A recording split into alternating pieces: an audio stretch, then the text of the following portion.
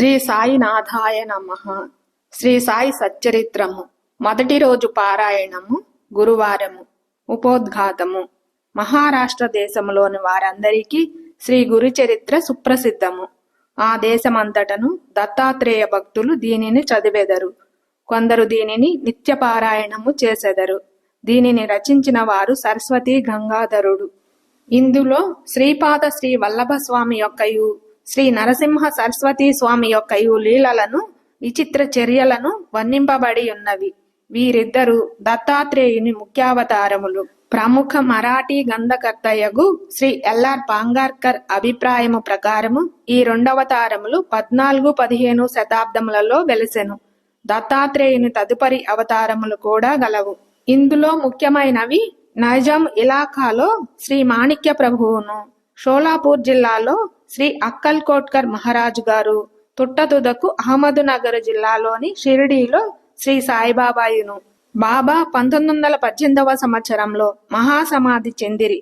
శ్రీ అక్కల్ కోట్కర్ మహారాజు అవతార పరంపరయే శ్రీ సాయిబాబాయ్ అని కొందరి భక్తుల నమ్మకము. 5వ అధ్యాయములో వేప చెట్టు క్రింద పాదుకలు ప్రతిష్ఠించిన కథయు, 26వ అధ్యాయములో చెప్పబడిన హరిశ్చంద్ర పితళే అనుభవమును ఈ నమ్మకమును దృఢపరుచుచున్నవి. పైన వివరించిన 2 అవతారముల విచిత్ర లీలలను శ్రీ గురుచరిత్రమను గ్రంథమునందు 53 అధ్యాయములలో సరస్వతి గంగాధరుడెట్లు వివరించెనో అటులనే శ్రీ గోవింద రఘునాథ్ ఉరఫ్ అన్నాసాహెబ్ దాబోల్కర్ హేమాండు పంతు అనువారు శ్రీ సాయి లీలలను 53 అధ్యాయములలో శ్రీ సాయి సచ్చరిత్రము అను గ్రంథమున వర్ణించియున్నారు. కనుక ఈ శ్రీ సాయి సచ్చరిత్రము ఈనాటి గురుచరిత్ర అని చెప్పవచ్చును. పై చరిత్రల గూర్చి ఈ దిగువ వివరించిన అంశములు గమనార్హములు. 1. శ్రీ గురుచరిత్రను వ్రాసిన వారు కన్నడము వారు కాబట్టి వారికి మరాఠీ భాష బాగుగా తెలియకుండెను. అయినప్పటికీ వారి ఇష్టదైవము యొక్క ఆశీర్వాదము వల్ల మరాఠీ భాషలో ప్రసిద్ధికెక్కిన గొప్ప గ్రంథమును వారు వ్రాయగలిగిరి. శ్రీ సాయి సచ్చరిత్రమును జాగ్రత్తగా చదివినచో ఏకనాథ భాగవతములోని పెక్కు విషయములు శ్రీ సాయి సచ్చరిత్రములో పొందుపరచబడి ఉండుట చూడగలరు. 2. శ్రీ గురుచరిత్ర ముఖ్యముగా కర్మకాండపై ఆధారపడి ఉండుటచే దానిని బోధపరుచుకొనుట బహు కష్టము. దానిని ఆచరణలో పెట్టుట మరింత కష్టము. దత్తాత్రేయుని ముఖ్య శిష్యులు కూడా దానిని ఆచరణలో పెట్టలేకున్నారు. శ్రీ సాయి సచ్చరిత్ర విషయము అట్టిది కాదు. అందులోని విషయములు తేట తెల్లములు, మిక్కిలి సామాన్యమైనవి. ఇందులో చెప్పిన వానిని అందరూ సులభముగా గ్రహించి ఆచరణలో పెట్టగలరు. 3. శ్రీ గురుచరిత్రలో వర్ణించిన విషయములు అవి జరిగిపోయిన 100 ఏండ్లకు వ్రాయబడెను. కాని శ్రీ సాయి సచ్చరిత్రములోని కొన్ని లీలలను రచయిత స్వయముగా చూచెను. శ్రీ సాయిబాబా యొక్క అనుమతి పొంది వారి ఆశీర్వాదంతో ఈ గ్రంథమును ప్రారంభించెను. వారి ఆజ్ఞానుసారము అక్కడక్కడ ముఖ్యమైన విషయములు, లీలలు టూకీగా వ్రాయించుకొనెను. 1918వ సంవత్సరంలో సాయిబాబా సమాధి చెందిన తర్వాత శ్రీ సాయి లీల మాసపత్రికలో శ్రీ సాయి చరిత్రమును కొంచెముగా ప్రకటించెను. శ్రీ సాయి సచ్చరిత్రము ఈ విధముగా 1923 నుండి 1929 వరకు శ్రీ సాయి లీలలో ధారావాహికముగా ప్రచురింపబడి 1930లో పూర్తి గ్రంథ రూపముగా ముద్రింపబడినది. కనుక శ్రీ సాయి సచ్చరిత్రమను ప్రస్తుత గ్రంథము అధికారికమైనది. షిరిడీలో శ్రీ సాయిబాబా సశరీరులుగా ఉండగా దర్శించుకును భాగ్యము లభించని సాయి భక్తులకు ఈ గ్రంథము నిజముగా ఒక వరము. శ్రీ సాయి సచ్చరిత్రమును అన్నాసాహెబు దాబోల్కర్ కూర్చెను. కాని ప్రతి అధ్యాయము చివరను శ్రీ సాయి ప్రేరేపణచే హేమాండు పంతుచే వ్రాయబడినట్లున్నది. కావున ఈ హేమాండు పంతు ఎవరని పాఠకులు అడగవచ్చును. అన్నాసాహెబు దాబోల్కరు మొట్టమొదటిసారి శ్రీ సాయిబాబాను సందర్శించినప్పుడు వారి బిరుదును దాబోల్కర్కు కరుణించిరి. ఎప్పుడు ఏ సందర్భంలో ఈ బిరుదుని అతనికి వసంగిరో అను విషయము 2వ అధ్యాయంలో రచయితయే చెప్పియున్నారు. అన్నాసాహెబు జీవిత చరిత్ర ఈ దిగువ క్లుప్తముగా చెప్పబడినది. గ్రంథ రచయిత అగు దాబోల్కరు 1859వ సంవత్సరంలో ఠాణా జిల్లాలోని కేల్వే మాహిమునందు ఒక పేద ఆర్య గౌడ బ్రాహ్మణ కుటుంబంలో జన్మించిరి. వారి తాత తండ్రులు దైవభక్తి కలవారు. దాబోల్కరు తమ ప్రాథమిక విద్యను స్వగ్రామమందే పూర్తి చేసి పూనాలో 5వ స్టాండర్డు వరకు ఆంగ్ల విద్యనభ్యసించిరి. కుటుంబ ఆర్థిక పరిస్థితులంత బాగుగా ఉండకుండుటచే వారు పై క్లాసులు చదువుట మానుకొనిరి.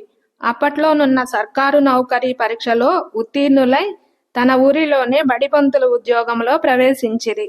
ఆ సమయమందు కులాబా జిల్లాలో మామల్తదారుగానున్న సాబాజీ చింతామణి చిట్నున్ అనువారు వీరి సచీలతను, బుద్ధి కుశలతను, సేవానిరతిని చూచి మెచ్చుకొని తలాటీయను గ్రామోద్యోగిగా నియమించిరి.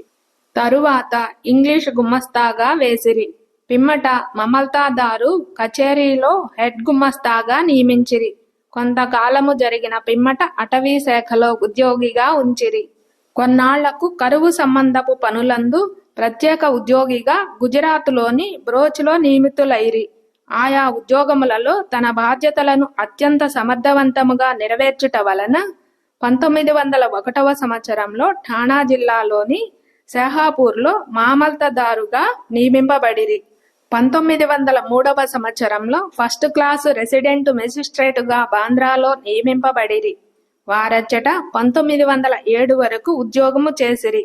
తరువాత ఆయన మొర్బాడు, ఆనంద్, బోర్సదులలో పనిచేసి 1910వ సంవత్సరంలో తిరిగి బాంద్రాలో రెసిడెంట్ మెజిస్ట్రేటుగా నియమితులైరి. ఈ సంవత్సరమందే వారికి షిరిడీకి పోయి శ్రీ సాయి సందర్శనము చేయు భాగ్యము కలిగెను.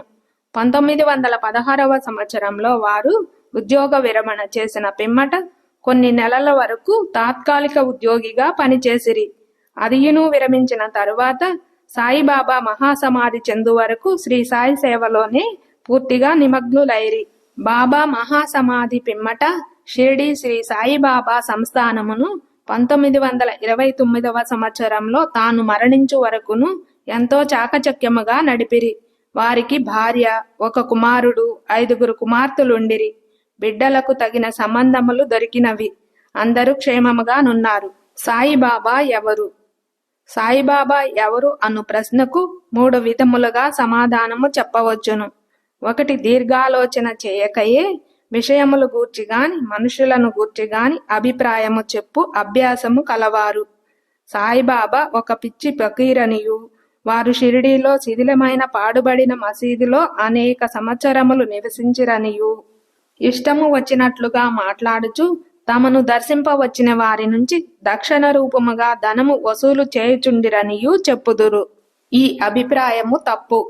ఆర్య తర్కట్ గారి స్నేహితుడు ఒకసారి బాబా దర్శనానంతరము బాబా వద్ద సెలవు పుచ్చుకొని బొంబాయి తిరిగిపోవునప్పుడు కంట తడి పెట్టుకొనెను.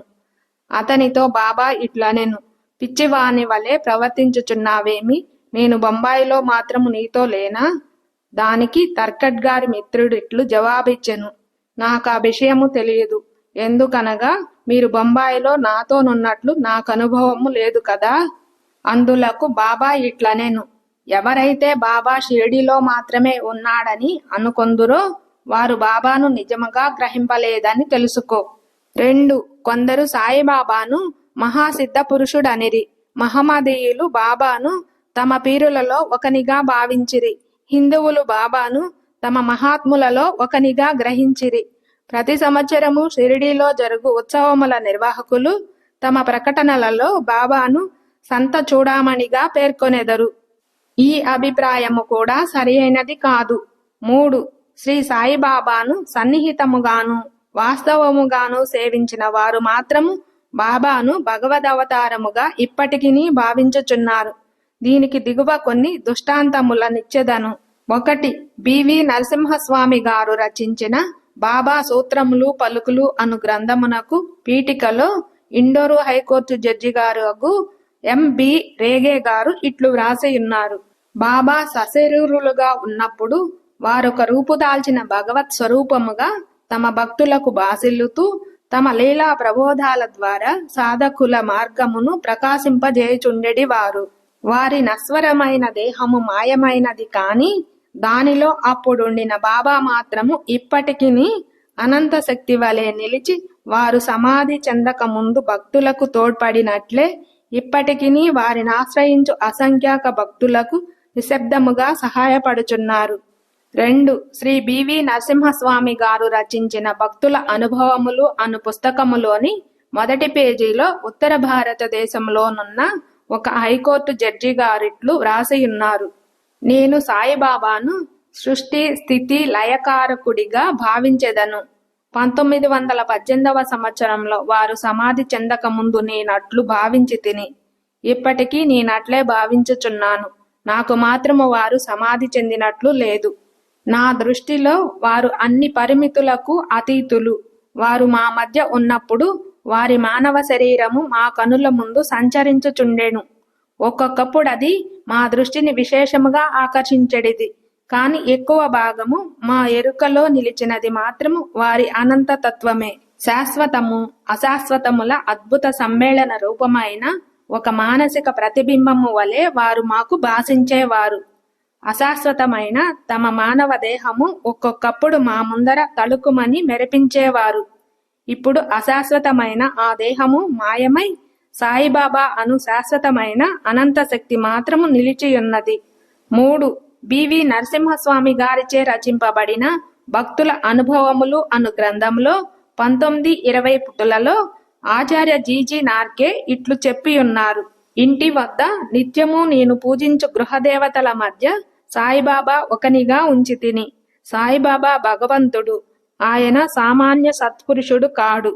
మా మామగారగు శ్రీమాన్ బూటి, నా భార్య, నా తల్లి గొప్ప సాయి భక్తులు. నేను క్రొత్తగా షిరిడీకి పోయినప్పుడొకనాడు హారతి సమయంలో సాయిబాబా మిక్కిలి కోపోద్దీపితుడై ఉండెను. ఆ కారణంగా వారు కోపించుచు శపించుచు భయపెట్టుచుండిరి. ఆయన పిచ్చివాడా ఏమను సంశయము నా మనసులో మెదిలెను. మామూలుగానే హారతి పూర్తి ఆయను. ఆనాటి సాయంకాలము నేను బాబా పాదములను ఒత్తుచుంటిని. అప్పుడు బాబా ప్రేమగా నా తల నిరుముచు, నేను పిచ్చివాడను కాను అనెను. ఎంత ఆశ్చర్యము! నా హృదయగత భావమును గ్రహించుచున్నారు. వారికి తెలియకుండా మనము ఏ రహస్యములను దాచజాలము. వారు అంతర్యామి, నా ఆత్మ యొక్క అంతర్యామి అని నేననుకొంటిని. అటు పిమ్మట వారి అంతర్యామిత్వమును గూర్చి నాకనేక నిదర్శనములు కలిగెను. వారు నాతో మాట్లాడునప్పుడు నా హృదయములో కూర్చుండి మాట్లాడువాని వలె మాట్లాడువారు. నా హృదయములో గల ఆలోచనలను కోరికలను గ్రహించుచుండెడి వారు. వారు నాలోనున్న భగవంతుడు, వారే భగవంతుడని నిశ్చయించుటలో నాకెట్టి సంకోచము లేకుండెను. ఒక్కొక్కప్పుడు వారిని నేను పరీక్షించుచుంటిని. ప్రతి పరీక్షలో వారు సర్వజ్ఞులనియు వారి ఇచ్ఛానుసారము సర్వమును నడిపించెదరను ఒకే నమ్మకము కలుగుచుండెను. 4. రావు బహదూర్ ఎండబ్ల్యూ ప్రధాన్ వ్రాసిన షిరిడి సాయిబాబా అను గ్రంథమునకు ఉపోద్ఘాతములో గౌరవనీయులును అమరావతిలో ప్రసిద్ధికెక్కిన వకీలును అగు దాదాసాహెబ్ ఖాపర్డే ఇట్లు చెప్పియున్నారు. శ్రీ సాయిబాబా ప్రతివారి అంతరంగమందు మొదలు ఆలోచనలన్నీయు తెలిసిన వాని వలె ఉండి వారి కోరికలు తీర్చుచు సుఖ సంతోషములు కలుగచేయుచుండెడి వారు. ఆయన భూమిపై నడయాడు దైవమనే భావము కలుగుచుండెను. 5. దాసగణు మహారాజు తన స్తవన మంజరి అను స్తోత్రమునందు సాయిబాబాను జగత్తు యొక్క సృష్టికర్తగాను, నిర్మలమైన అంతరాత్మగాను, నిత్య శాంతమూర్తిగాను వర్ణించి ఉన్నారు. 6. హేమాండ్ పంతు శ్రీ సాయి సచ్చరిత్రము యొక్క మొదటి అధ్యాయములో సాయిబాబాను గోధుమలు విసరుచుండిన ఒక వింత యోగిగా వర్ణించెను. కాని రాను రాను బాబాతో సంబంధము పెరిగిన కొలది బాబాను భగవంతుడనియు సాక్షాత్ పరబ్రహ్మ స్వరూపుడనియు చెప్పియున్నారు. 7. షిరిడీ భక్తులందరూ ముఖ్యముగా మాధవరావు దేశపాండే ఉరఫ్ శ్యామ అనువారు బాబాకు మిక్కిలి భక్తులు. వచ్చిన భక్తులందరితో కలిసిమెలిసి తిరుగువాడు. ఆయన ఎల్లప్పుడూ బాబాను దేవా అని సంబోధించువాడు. ఈ భక్తులందరి అభిప్రాయములను అవధరించి వారు చెప్పిన దానిలోని యథార్థమును గ్రహించి శ్రీ సాయి అవతార పురుషుడని భావించెదము కాక. ఉపనిషద్ద్రష్టలైన మన పూర్వ ఋషులు భగవంతుడు సర్వాంతర్యామి అను సత్యమును దర్శించిరి.